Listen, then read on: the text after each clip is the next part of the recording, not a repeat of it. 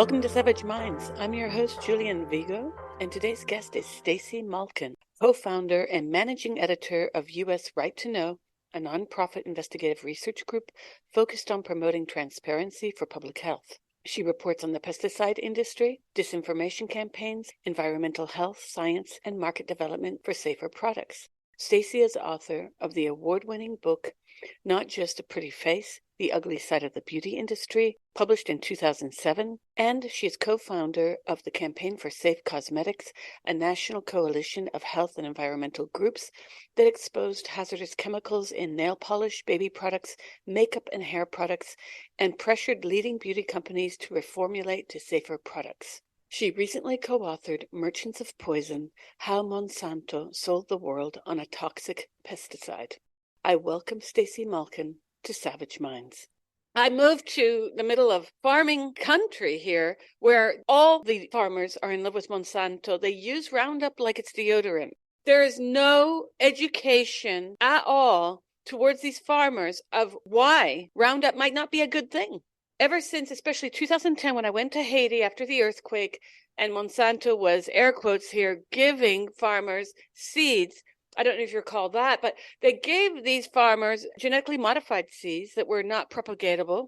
And the farmers, in great protest to Monsanto, burned them. Like tens of thousands of kilos of these seeds were burned. And the Minister of Agriculture there was trying to convince farmers one day at the UN in a meeting of how generous Monsanto was. And the farmers were young and very afraid of him. And I had nothing to lose. So I stood up and I just said, how can you defend this company? It's like the Antichrist of farming. This is not a company that is doing any kind of beneficial work towards farming or farmers, their bodies, their families. I want to begin then with a question to you as to how Monsanto became this company that has been able to infiltrate everywhere in the farming industry with no consequences, and now is treated like a hero, like the Haitian Ministry of Agriculture then, and by many other countries. They look to Monsanto as somehow this saving grace for what's wrong with agriculture today. How did that come to be? That is an excellent question, and it's happening, unfortunately, in many industries where we see basically the consolidation of the most corrupt. Monsanto is extremely aggressive in its business practices. Their business model, as you mentioned, the genetically modified seeds that are engineered to withstand Roundup. So basically, the seeds will withstand this chemical that will kill everything green, but not the seeds that are engineered to resist it. And they've made huge profits with the combination of the seeds and the chemicals, which once farmers start to use them, it's easier to keep using them. It's easier they have to buy the seeds every year from Monsanto, and then they're needing to use more and more glyphosate, Roundup, every year because it stopped working to kill the weeds. And so now these companies are looking at how can we engineer seeds to withstand a combination of different toxic pesticides. So it's a toxic treadmill, and it's not good for health, the environment, or our food system. Not at all. In fact, our vegetable garden was not far from where this farmer was spraying onto his peach trees. And I said, please don't do that. I'll buy an organic spray. Oh, but you have to get the bugs and the fungus. And I'm like, yeah, I can do. There are so many products on the market. Do you know what neem is? No, that went nowhere. And the problem is that these farmers are not only ignorant much of the time, but they are aggressively ignorant in the sense of they look at you, especially here, a woman, you don't know anything. And they don't get the kind of education that I think should be given to them. I've written the Ministry of Agriculture here in Italy about this.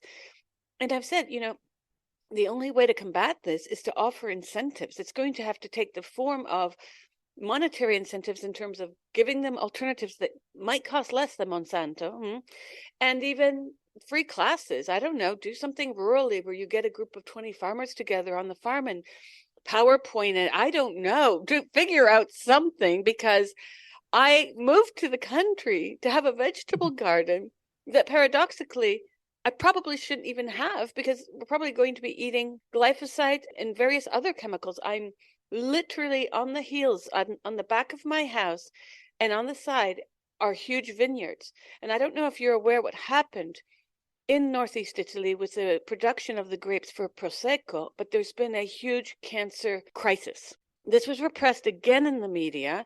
People complain about Berlusconi and his power over media, but that's nothing. Italy has 6,000 cases of defamation against journalists a year, such as what happened to me and my good doctor. The reason for this is that if you can control the press, you can control information. You can tell people what the science is, to use that lovely phrase over the last 3 years. You can convince anyone that what you're spraying on your vines is perfectly safe, because they said it to me, and whoever said it to them from someone else, and no one really knows what this chain of whispers is, but people tend not to be skeptical about this information, despite the outbreak of cancer in the zone of these very toxic chemicals sprayed onto grapevines. Yeah, I like that chain, the chain of whispers. And, that's why my group is called US Right to Know. And we started about 8 years ago. And we started because we wanted to understand, how does that chain of whispers work? What's behind that? Why is it that so many people, professors, researchers, farmers, the list goes on, were speaking words that we knew came straight from Monsanto's public relations departments? And we started this in California. We tried to label genetically engineered foods in 2012.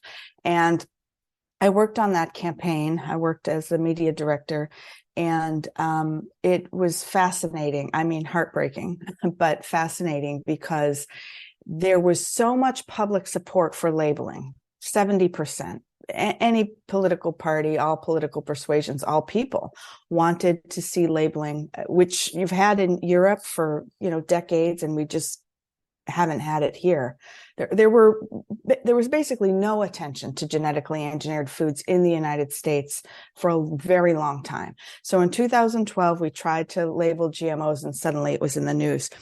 Well, the backlash from Monsanto, and it wasn't just Monsanto, it was all the pesticide firms and all the major processed food companies, but it was led by Monsanto. They spent $45 million in the space of about a month, just saturating the state with incredible propaganda, just lies, lies, lies. We knew they were lies, but they were coming through every channel. They were coming from universities and professors and Nobel laureate scientists and lawyers and reporters, just this lockstep army of people speaking the talking points that were coming from the Monsanto campaign.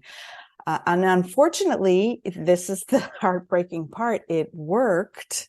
It convinced this very liberal state. In the course of 1 month, this public support for the ballot initiative dropped like a rock, and we lost. Many people who wanted labeling were convinced they shouldn't vote for it because of all sorts of crazy reasons.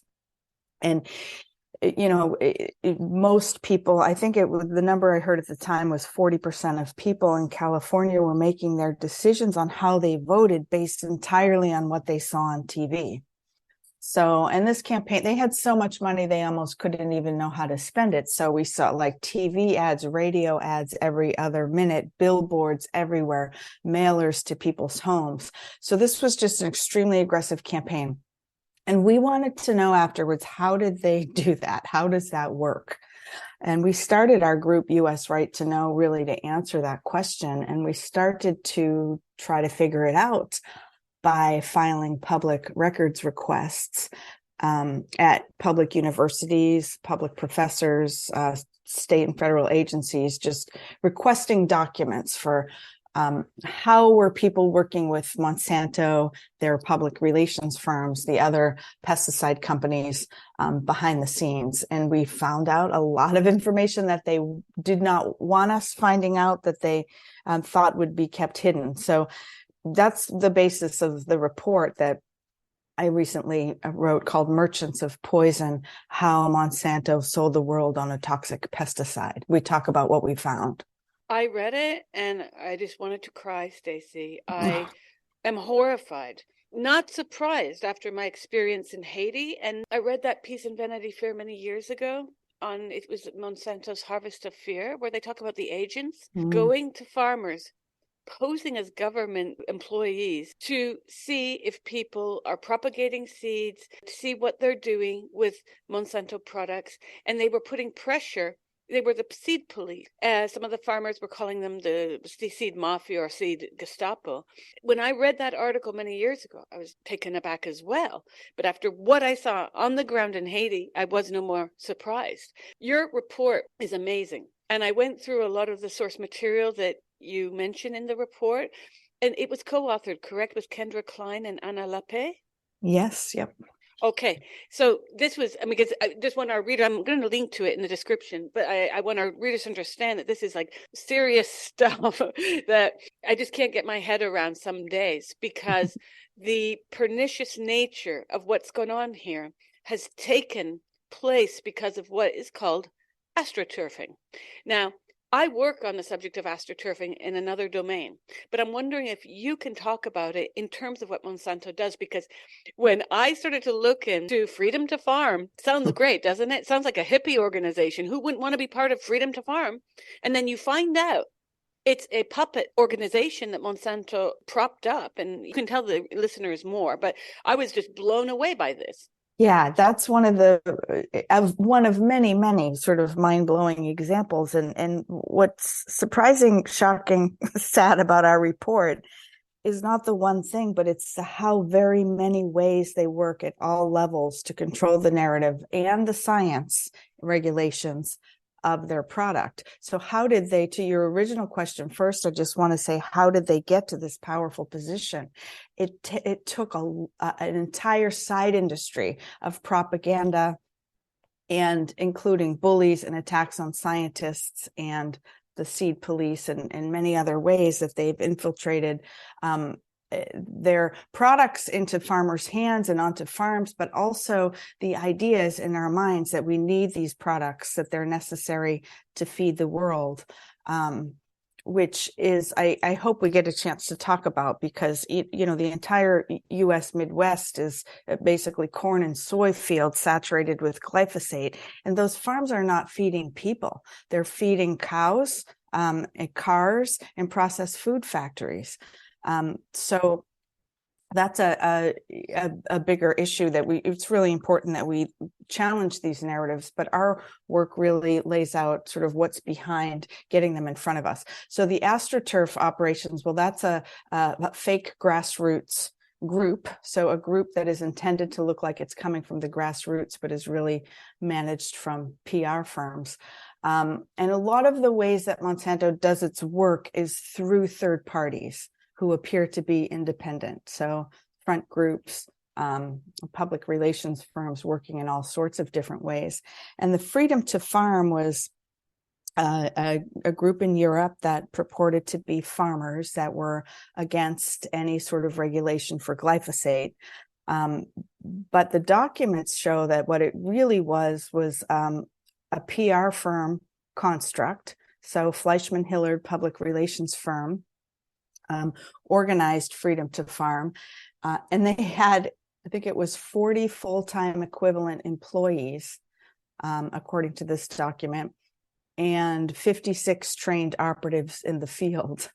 So, 90 people being paid across Europe to recruit or look like or create the impression of farmers that were against regulations. The group was also setting up websites for fake farming groups that were intended to look like grassroots groups. They also closely monitor every critic that speaks about glyphosate. It came out at one point that Bayer's PR firm, and we should mention that Monsanto was purchased by Bayer. So the German firm Bayer is now, as far as we can see, adopted all these strategies and is continuing them on.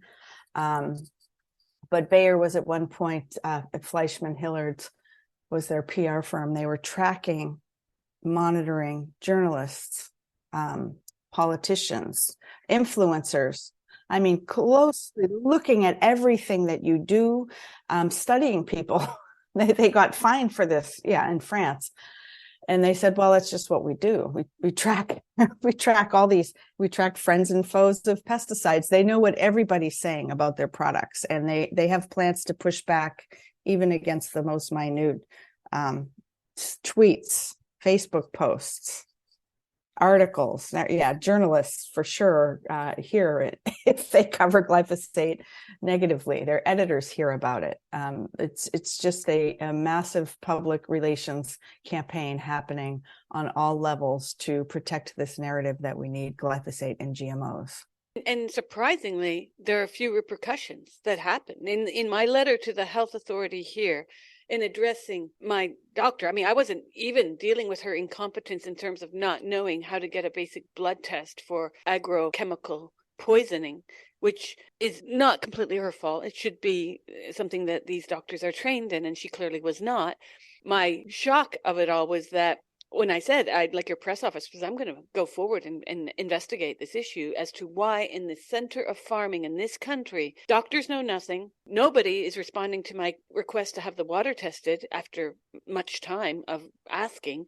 And there seems to be a breakdown in communication here.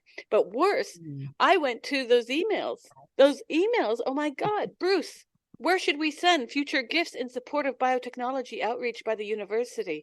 I have an additional 15,000 planned for later in the year. Eric. This was to Bruce Chassey, who was a professor who faked information to approve or to make Monsanto seem like its glyphosates were fine. Now, ironically, Bruce M. Chassey, who was a professor at the University of Illinois, Urbana-Champaign, is still employed by that very university. He committed fraud and still has an academic post.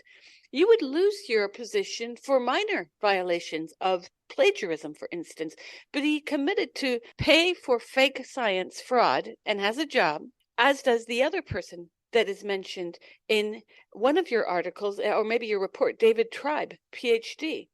Now, that was just one of the emails sent by the head of Monsanto to pay off people. And you have documented this in your report, many emails that demonstrate a trail of what has been going on here. This is clearly unethical, but it's not illegal. Do we need laws against this? Because even astroturfing, what it is, it's basically the Truman Show.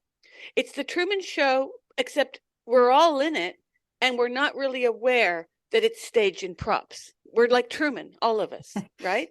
And this is the bad part of it, is that it's completely not illegal. This is how PR, marketing, and as you mentioned in your report, it's not just the agrochemical companies, it's also certain sectors of the food industry.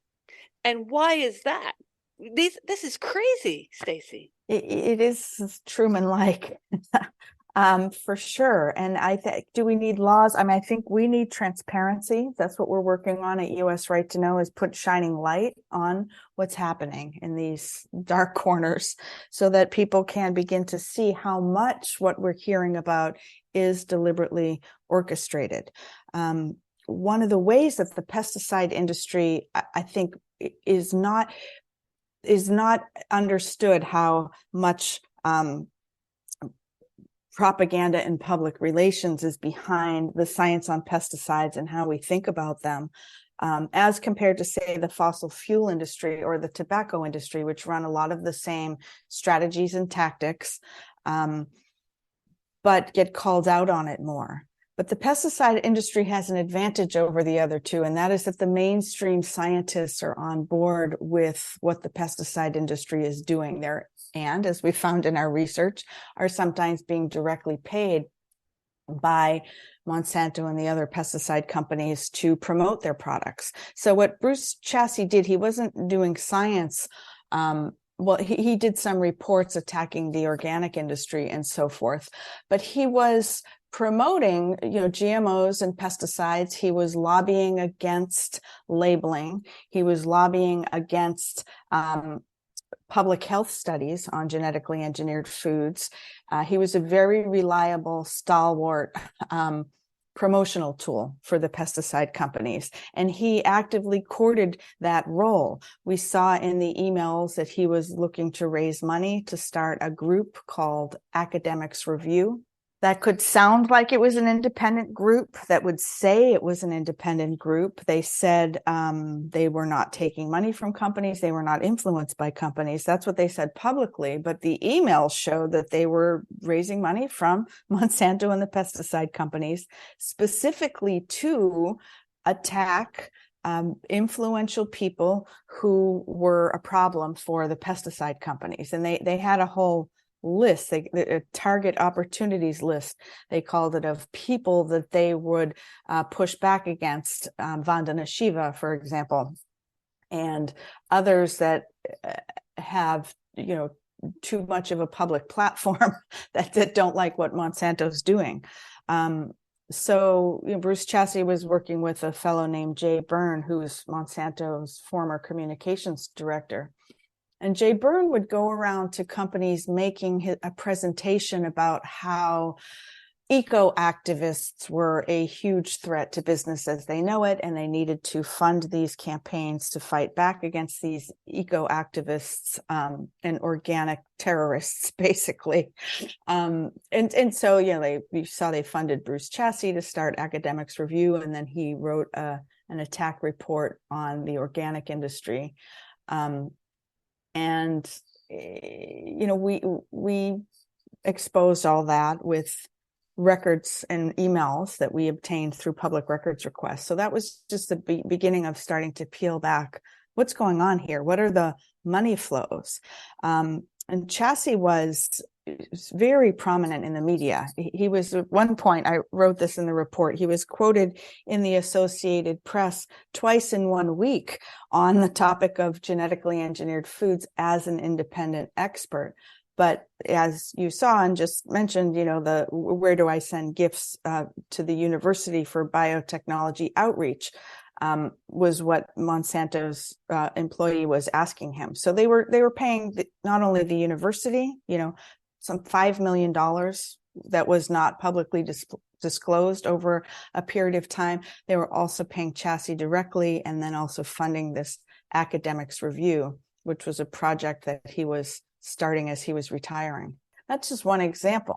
Well, when I said that Chasse was part of like a scientific fraud, I'm referring to the way he used his position and title to push ahead an agenda that he was paid to do. Yeah. Because when people see someone who's a scientist in a food and agriculture department, and the same for his colleague in Australia, they take it for granted that what they are rubber stamping, they've investigated, when that was not at all the case. In fact, I clicked on a lot of the research you did because I wanted to just see it. And the astroturfing that Monsanto has done is phenomenal, because they have even this idea of the Academics Review. If you go to that website, it's phenomenal, the amount of pure propaganda that you can find in terms of people who've clearly been volunteering or paid to write utter hokum. And this is cataloged. It gets Google tracked.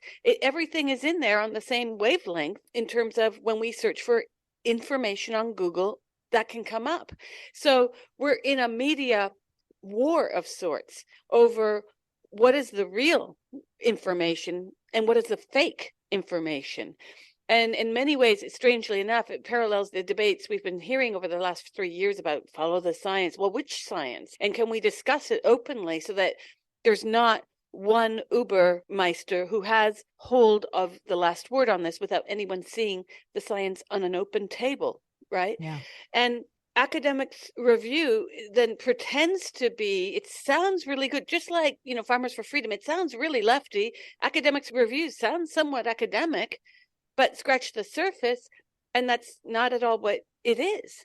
And then you have even more that's gone on with how Monsanto has made this theater, the Truman Show we live in, such that we can be made to believe, because of not just Farmers for Freedom, they replicated this all over the EU, didn't they? So you have the Contadina in Libertà in Italy, you have all these organizations that have been copy and pasted, and they sound like people who earnestly want to have glyphosates, who argue that it's important, right? Yes, yes. And the EU is really important because it, it is looking at whether to re-register glyphosate, whether to allow its continued use.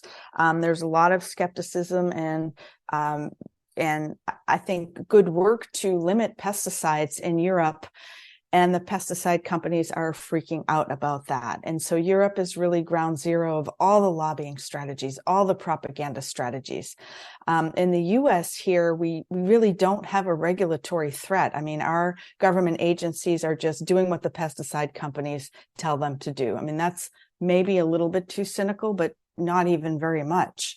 But where the companies get in trouble here is with the lawsuits. And so that has been a huge problem for Monsanto and now Bayer, is that the 100,000 people are suing them who have cancer. And those were groundskeepers, everyday gardeners who used Roundup at their homes, farmers suing Monsanto because its glyphosate was deemed to be a probable human carcinogen by the World Health Organization's Cancer Research Panel, and most closely tied to non-Hodgkin lymphoma, which has been rising and rising and rising in these communities. So, because of the lawsuits, many documents that we wrote about in the report came to light. And because of those documents, which showed clearly not only how Monsanto ran its public relations campaign, also how it worked over the years to manipulate the scientific record. So we see many ways that companies, and this is, again, not just Monsanto, but we focused on Monsanto and glyphosate because we had so many documents from both the lawsuits and from our own investigation over so many years. So it's such a trove of interesting information. And so we decided to spend the years that we spent reading through and just documenting, okay, what did these tell us, these internal corporate records tell us about how they run their science denial and disinformation campaigns. And so on the science side, there's lots of ways, as you said, which science do we believe? And a lot of times what we'll hear in the media, the science that's believed is whatever supports a very large profit stream. And so, who's making money on the science that says a product is okay? Monsanto used all sorts of tricks to manipulate the scientific record. We see their scientists talking about, ghostwriting studies, choosing friendly scientists who they could count on to support particular narratives, creating studies that, with a PR narrative in mind, will get this data to support that message. Not doing basic research, not following trails that scientists were warning them about. You need to do more research on this. Okay, we're not going to do that. What we're going to do is rewrite this paper so that it's not as much of a concern. They talked about vulnerabilities in the science that they needed to shore up support. One of the judges on the cases that listened to 2 weeks of science testimony said, you wonder if they even care whether their product is causing cancer. It looks like they were just trying to convince the public. And so those documents really played a big role in the juries that found them guilty for and gave huge awards to people who said they got cancer from Roundup and said that Monsanto knew and covered up the risks and didn't warn. And what's amazing is that they still aren't warning people about the cancer risk. So they haven't stopped their liability. And that's just astonishing to me, actually, because they did settle 100,000 lawsuits for $11 billion. But the lawsuits are still ongoing. There's still about 30,000 lawsuits left currently, but there could be any number more in the future because people are still using the product. It still doesn't have warnings. So the hubris is just sort of amazing. You're listening to Savage Minds, and we hope you're enjoying the show. Please consider subscribing. We don't accept any money from corporate or commercial sponsors, and we depend upon listeners and readers just like you. Now, back to our show.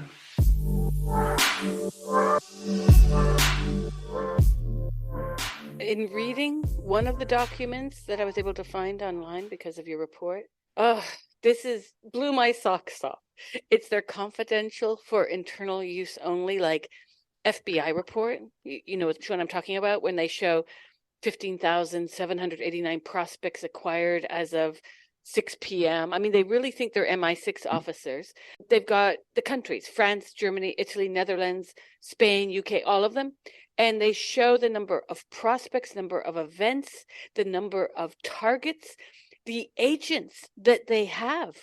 The current campaign has of 39.5, I presume that's staff hours, 21 active employees in FH country level teams in Brussels, France, Germany. It's a breakdown of their spy ring. Okay. And this is insane. And free marketers, capitalists might say, well, that's how you do a business. But I would argue this has to be out in the light if this is being done, because the reason why they were in trouble with France is because they broke the law. Privacy is a thing, especially in France. You have them actually giving political intelligence. It's called, that section, political intelligence. During an interview with a political TV show on 8 December, the name is blanked out, candidate of left wing for the primaries expressed that he wants to ban endocrine disruptors, underlying that they are present in pesticides. So they've really done their homework. They are targeting, as you said earlier and in your report, they target politicians, they target media personalities, they target journalists so that they can control the narrative. It's insane. Well, it's an entire sector of the economy. I mean, a lot of people have their full-time jobs are on this type of narrative control, and that's how you do a business. As you said, that is what they say. That's how you do a business. But that part is astonishing to me, because this is what it takes to justify the business model of the pesticide industry. It takes an entire sector of the economy devoted to science denial and narrative control and propaganda and running messages through front groups. And without that, I don't think their business model could survive. So in a way, what we found in the report is really a sign of desperation of this industry. They're trying to justify their existence because it's making huge money for some people, and it's continuing to, increase in profits and good for the stock market and all that. So some people are making money.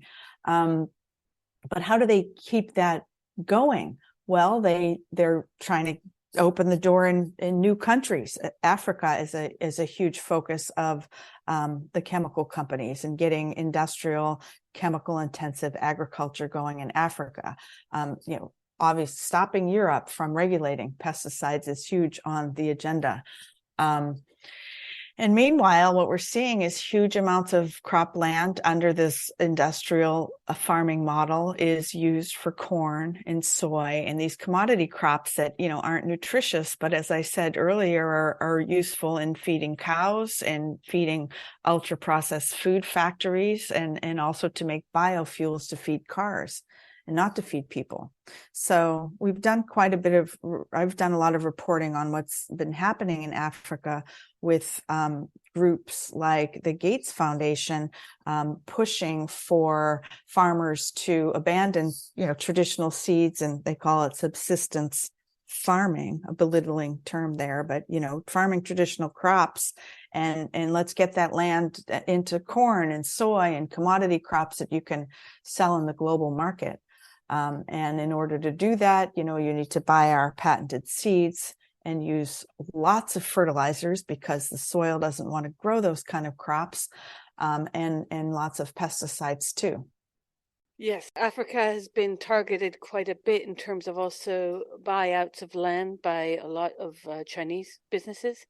Right. And the agrochemical industry there, and it's a cocktail of disaster. one thing when you mentioned corn, that's directly linked to the food industry that uses corn to make very cheap and not healthy corn syrup. Corn syrup and all kinds of processed food ingredients are coming from corn and soy. Yeah. What also struck me about your report is the way you were able to get quite a bit of information, and these emails from Eric Sachs, he thinks he owns the planet. It's really astonishing, his language. I remember in one email when he said something like, let's get the money, there's a lot of money in it for us, or something to that degree, and I was just like, ooh, creepy. There's this kind of arrogance about what these people are doing, and they know that they are creating a stage, a theater. They know that they're turning on the lights and we're all Truman. And the arrogance is that they know it and continue these communications as if they'll never be found out. Did you have any pushback from Monsanto after you made these discoveries and published them? Oh, we had pushback from Monsanto before we even started. And that's one of the most fascinating things about this story. At one point, now as I said, after the labeling campaigns, we started to do research. We launched US Right to Know in 2015. Before we even hung out our shingle, we were getting attacked in high-level publications for trying to get records from professors. And so this has been a constant theme since we started our organization. Front groups attacking us personally, attacking our group, constant articles, reporters getting harassed if they cover what we're doing, editors getting harassed. They did not want our information to get out to the public. At one point, a few years into this, a document came out, and it was Monsanto's public relations plan to deal with my group, US Right to Know. It had a title, US Right to Know FOIA Communications Plan. So it was an entire 31-page document devoted to discrediting us. There were 3 of us at the time, 3 employees at my group, and they had this public relations plan that was involving 11 Monsanto employees, 2 public relations firms. All of the top pesticide companies were involved. And it's just an amazing document. It talks about how to frame our requests for public records as attacks on scientists. It talks about how they would respond to one tweet from my boss, Gary Ruskin, how they would respond by, posting things on supposedly independent websites, how they would respond to more social media engagement, what messages they would use if reporters asked certain questions. And that, this plan was rolled out, as they do with all of their public relations plans, through third-party allies that look like they're not connected to the companies.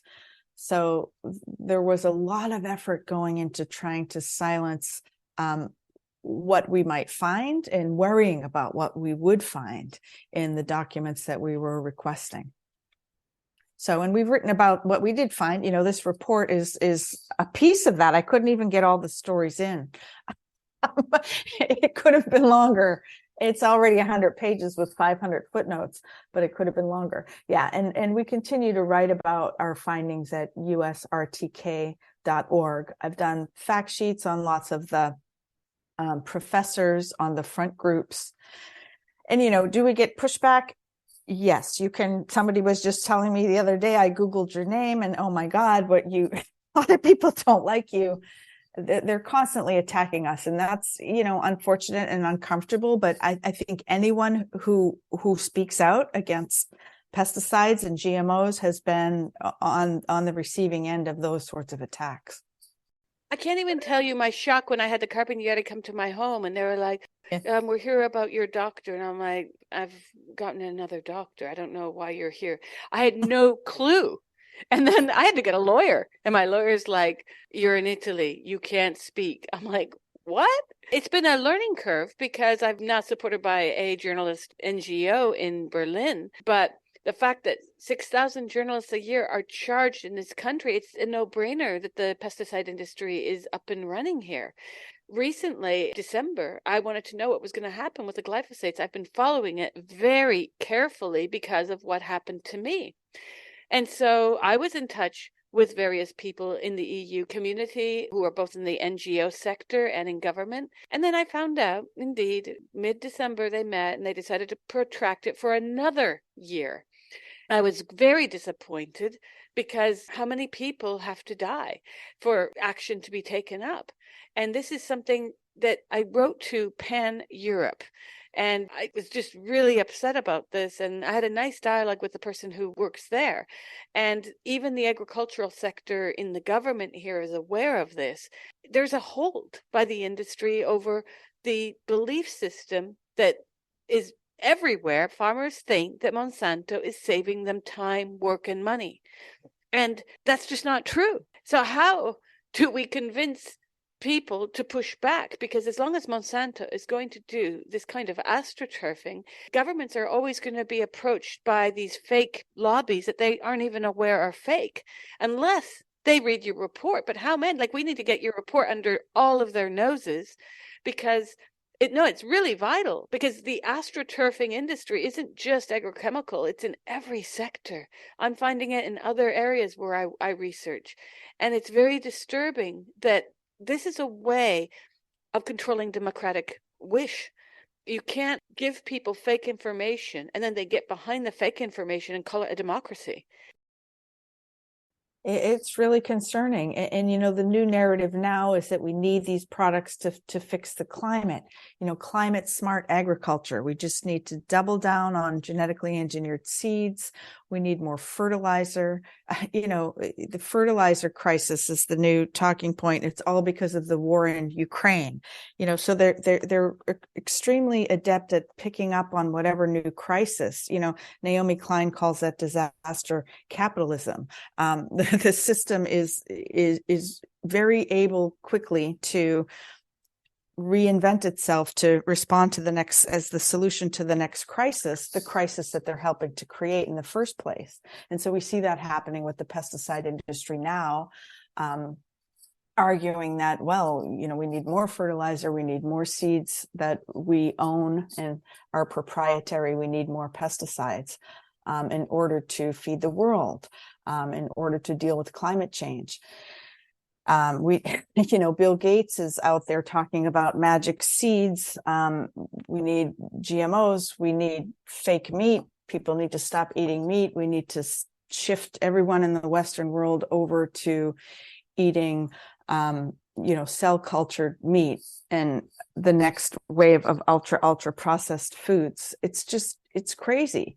What do we do about it? That's a harder question. It's easier for us to say how they do it. And I think it's extremely important, as you said, for all politicians who are going to be considering the glyphosate question, for scientists who are looking at it in Europe, to understand how very much effort has gone into controlling not just the narratives, but the science itself.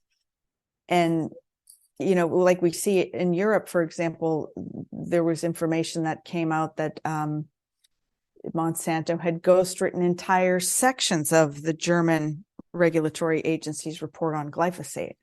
A scientist in Vienna studied the science that went into the regulatory agency decisions and found that most of the corporate studies were shoddy science. They didn't even include the tests that were most likely able to detect cancer risk. I mean, this is like just bad science that they're putting forth, that regulatory agencies then just take wholesale and say, well, it's safe. And then the front groups, all the regulatory agencies say it's safe and these critics are crazy and we're going to attack them relentlessly. I mean, one of the astonishing things, too, about the Monsanto story is that it's sort of how desperate they got to the point where they did an all-out attack on the World Health Organization's Cancer Research Agency, the International Agency for Research on Cancer. And again, we see in Monsanto's documents, how they geared up their plans, their responsiveness plan, they called it, for the IARC cancer rating of glyphosate. They did come out in 2015 and say that it's a probable human carcinogen. And Monsanto was ready to go with its own science front groups to attack the scientists, messaging plans that they sent out through the whole processed food industry was, singing the tune. So they have a huge choir, and the public relations firms in the background, as the conductors, and everybody's singing the same tune. All of that is orchestrated. But it seems, I think the average person doesn't see that. A lot of journalists don't see it. They think, well, everybody's saying it must be true. All these different people can't be saying something that's untrue. But in fact, that is how it works. That's what we saw on the GMO labeling campaign. It was so obvious to us. All these people are saying something that we know is not true. How does that work? And then you see how it works, because it ties right back to their public relations documents and talking points. Yes, and in fact, the commissioner of the European Commission for General Health and Food Safety, Stella Kyriakides, wrote about the decision in December and mentions beyond just one cancer, goes into all the possible problems that come from glyphosates. And she writes, for example, in addition to its carcinogenicity, potential recent studies show that glyphosate and glyphosate products can be neurotoxic and contribute to the development of Parkinson's disease, can cause kidney disease, and disrupt the human and animal microbiome. Maternal exposure to glyphosate has also been linked to spontaneous deliveries with shortened gestational length and abnormal development of reproductive organs in newborns. After 3 years of Follow the Science, you would think that this is a no-brainer. And let's skip, Stacy, to the alternatives, because in my escaping a tiny flat of lockdown to the country, only to be surrounded by Monsanto, I was able to, before I found out the depth of all this, I was able to have a garden where I had intermittent rows of flowers and plants that repel insects, most insects. And yes, I'm not a commercial farmer. No, I'm not feeding a whole country. But in just doing that kind of interspersal of rows of certain types of flowers like calendula near salad or whatnot, it works with a lot of different vegetables. I was able to have a garden that basically nothing was eaten, except for obviously slugs in certain countries, in certain parts of the country will be very prevalent. Like in Cornwall, I did a lot of farming there on various permaculture farms, and there's nothing you can do to get rid of slugs except to maybe be generous when you cut your lettuce off to leave some lettuce for them to eat. But the co-planting of certain types of plants that will repel insects worked in my experiments. Why are products and maybe types of methods like this not more pushed? Because it makes sense in a world where we're facing the water table being more and more contaminated, not less and less. I mean, it's the only thing that makes sense. Looking at biodiversity, ecologically working with the earth to grow food. A lot of people around the world are working on that. Many African groups that are pushing against, what's happening with the Gates Foundation and with the push for industrial agriculture are, pushing for showing that ecological farming is working not only for the earth and for growing diverse, nutritious crops, but also for communities and for farmers. So there's a new research field and a lot of good science on. I mean, it's not new, right? It's been the way we farmed forever. But there's research showing all this. It's the research that we don't hear about. And a lot of the funding in universities is going, unfortunately, to these sort of narrow technical solutions of new seeds that will be magic and fix climate change. And that's not how nature works. One thing you mentioned about, I wanted to go back to all the other health effects associated with glyphosate, because it's so important. A lot of what we've talked about today, and like the front groups, the professors, the the regulatory fights, the lawsuits, the science manipulation, all of that revolved around one health effect from one chemical. They're looking at cancer, they're looking specifically really at non-Hodgkin lymphoma, or other types of cancer, not even considering all of the other health effects, which you mentioned, of which there's a lot of science showing that glyphosate is also linked to endocrine disruption, fertility and reproductive concerns, kidney disease, liver disease, you named many of them more. Also harm to bees, monarch butterflies, a harm to the soil. And that's just one chemical. So when you start to look at all the pesticides and related health effects, I mean, we just have no idea. The science isn't even conducted to figure out the cumulative impacts of all of this. What choice do we have but to move away from it? And I think that, do the companies know this? I mean, they're just focused on the short-term profit. And I think that's important for all of us to hold. Like, the system itself is geared toward only what's going to result in short-term profits. And as long as that's our system, this is the result. The food system's going to keep on this path because people are making money from it. And there's not a lot of money in the other route that you mentioned: biodiversity, ecology, agroecology. But there's feeding the world is the result of that route, protecting the earth, preserving things for future generations. We need to put those values back in our economic system. Yes, and when I called the Ministry of Agriculture here to ask about this a year ago after I was poisoned, well, we have to provide food to people. Wait a second. When I read about Academics Review in your piece, I found it. It's been taken off the web, but you can find it on archive.org. And the articles they've run debunking pseudoscience lab testing health risk claims about glyphosate. So their articles are just paid for bullshit articles, buttressing pro-glyphosate positions. But, I went to the American Council on Science and Health. You know about that, of course. Yes, our friends, they love to. There has to be a stamp. I keep coming back to this. I was saying the other day to a guest, as a journalist, and I'm coming out of academia, been a journalist since 2010, since the earthquake in Haiti. And I keep going back and forth from not Politburo. Like, do we need to have a rubber stamp on what, remember the New York Times, that headline, all the news that fits to print?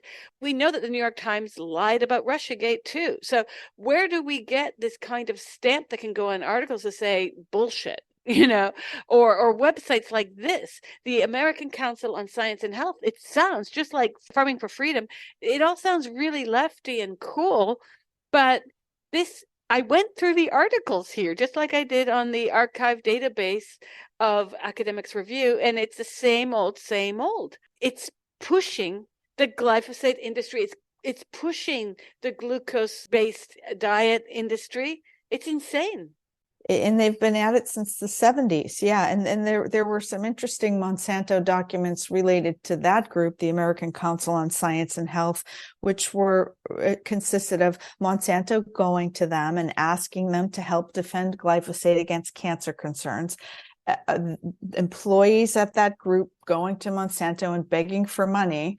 And then there was a line of conversation of Monsanto executives discussing against themselves how they really don't like that group, but they really don't. They need all the friends that they can get. And one Monsanto executive was trying to convince his colleagues, like, let's just give them money because, look, they've produced in just this last little bit of time 53 articles, several reports, promoting Monsanto's products, glyphosate and GMOs. So it's just straight up corporate defense for science, but they're producing huge amounts of content. I mean, many people paid full time to produce lots of content that rises to the top of the Google search, that is connected to this a large group of other industry connected writers and websites that sort of circulate each other's stuff, use each other as sources. Some of them are professors and academics, so they have a little stamp of approval there. But as we saw in the documents, some of them were getting directly paid by Monsanto or other companies to do public relations work for the companies. So it's not obvious, but it's so vast that it seems legit. Yes. And it's not just that one pesticide, as you mentioned. You have other pesticides like dicamba, and there's a lot of contention about what information is correct, because as they roll them out, farmers themselves aren't necessarily literate in science, and they just trust what they're being sold. I speak to farmers here all the time, and I say, are you aware of the health risks you're taking by using this? And most of them are not. Or in fact, when they say they're not aware, they will have heard something about it, and then they hand wave it as an exaggeration. Yeah. And unfortunately, we see, if you look back in history, the story that we tell in our report, they manipulated the science. They lied on many levels about what they knew about the health risks. You'll see the same story with PCBs. Monsanto knew, they covered up massive pollution of PCBs in the United States. Still repercussions from that. They knew, they kept dumping it in streams anyway. Dicamba, they knew, the documents show they knew that it was going to cause problems when the use of dicamba went up because of genetically modified seeds were approved in the United States that resist dicamba. And people worried, and Monsanto scientists predicted that one of the outcomes of this could be that this chemical could drift across the Midwest to other farms. And that's exactly what happened. And millions of acres of crops were lost due to drift of this chemical that had been predicted. But they know, they don't seem to care. It's all driving toward the profit stream. This is again and again the Teflon chemical, chlorpyrifos, not just Monsanto, the other pesticide companies too. Every one of them has scandals in their closet. They're not even in their closet anymore. They just spilled right out in their own documents about how they knew, they covered up, they lied, they sold it anyway for as long as they could get away with, until they got sued, until they got caught. Nobody really got in trouble. They do it the next time. That's our system. That it really calls into question the necessary changes that need to be undertaken, because we have the same exact, it's cut and paste from the FDA big pharma problem of fentanyl and Oxycontin. Remember when Obama appointed the former Monsanto lobbyist Michael Taylor to lead the FDA? Oh, yes. This is insane, but this is exactly what goes on. People are like, well, how did this happen? I just had someone on Twitter try to aggressively attack me over my views, but I said, unfortunately, this is a free market problem. When everything's about money, people will run over each other with tractors to get the money. And that's what's happening, because the people in boardrooms aren't on the farms. They're not going to get this cancers. They're not going to have endocrine or reproductive problems. It's the farmers that they really don't give two tosses about.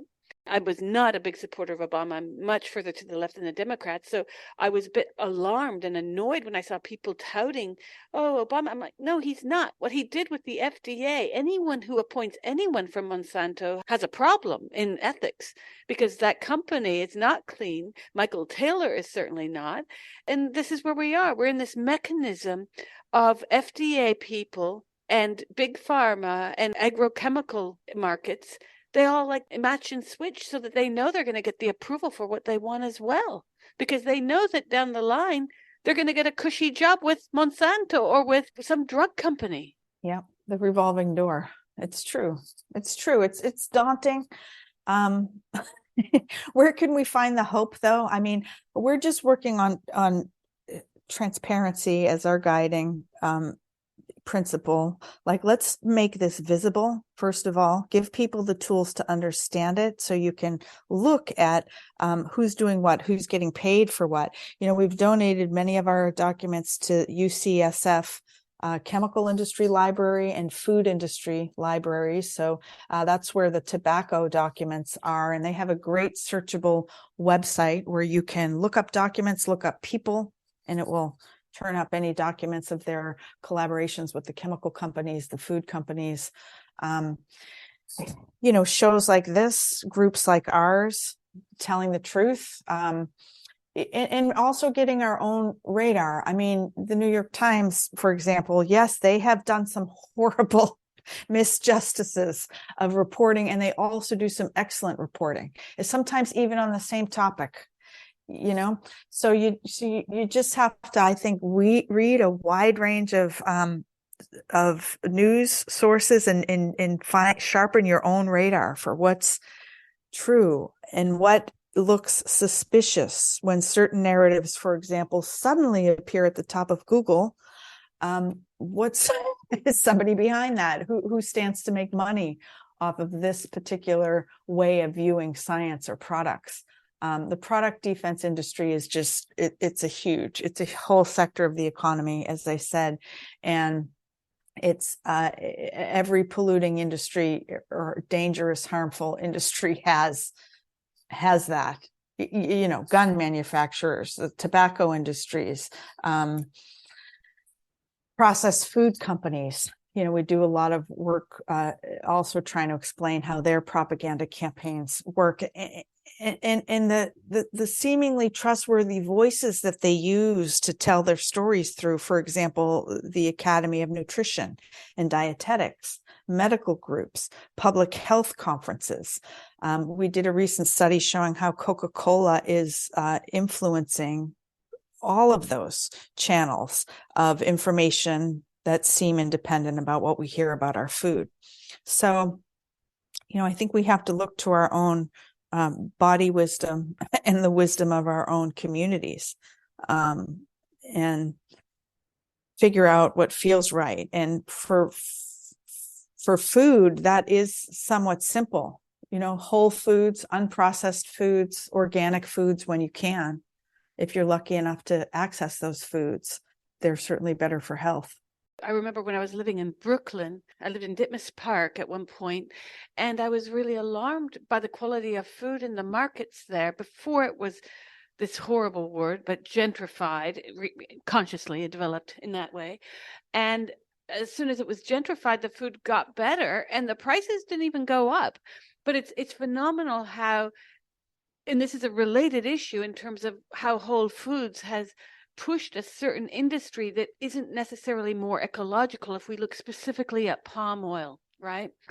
And it becomes a real problem when you have people saying, oh, I don't use butter, but I'm going to kill 1,000 orangutans so I can feel good about not using butter, So there's this kind of slippage where that market has overtaken in a moral imperative to do better, but it actually isn't necessarily doing better, at least in certain areas, not at all. I'm happy that people are becoming more or allegedly people are becoming more conscious of the need to change dietary habits and buying habits. But there's another problem that is somewhat related, but two steps away, and it's how the green industry is itself becoming a new market capitalism that, as you might have seen in the documentary that came out last year, Planet of the Humans. Basically, the argument of this film is that the green industry is creating even a greater carbon footprint than the carbon industry, and that we need to start to examine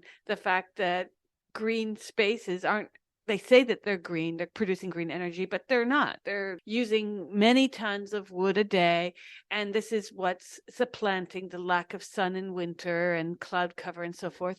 I think it's important that we get information from trusted sources. And this is why I go back to my Politburo inner dialogue always, because you're a journalist. I mean, you are good at sussing out what information is good because that's how you were trained. I was trained in that way as well. But a lot of people aren't trained to know what they're reading is pure bullshit or not. They could easily go to one of those websites I read from earlier and think, oh, look, Monsanto isn't that dangerous. So we go back to media literacy at the end of the day. Yeah, it's extremely important as a first step. And, another thing I would point out that we see from the documents and from having this experience over the last decade is the people who rise to the top of this world of corporate product defense propaganda are very aggressive. They're very much bullies. They're very self-confident. They are brazen in the lies. And so it's hard to see that sometimes too. Well, this person's so confident, so aggressive. They must know what they're talking about. These are like crazy people rising to the top of a crazy system. Yeah, I mean, I think we have to go deeper. I mean, this is what I'm talking about, the understanding, the transparency, the know your sources, read wide ranges of media, talk to friends, listen to your own body wisdom, community wisdom. These are parts of it, but in the bigger picture, we need to challenge the logic of capitalism. This idea that of externalities like the earth, the pollution, the cancer rates don't matter. They don't count. It's the GDP. It's only the short-term profit. As long as we have that system, it's going to be, crazy people rising to the top and business models that need to be defended with entire sectors of propaganda and lying to convince people that it's okay. Well, maybe we need to have laws that oblige the people sitting in the boardrooms in Manhattan that if they're going to vote for these products, they have to eat these products. Right. And work in the fields and look at what's happening to the bees. And that we got a lot of problems, but what can we do but keeping on trying to just tell the truth and talk to each other about what's happening.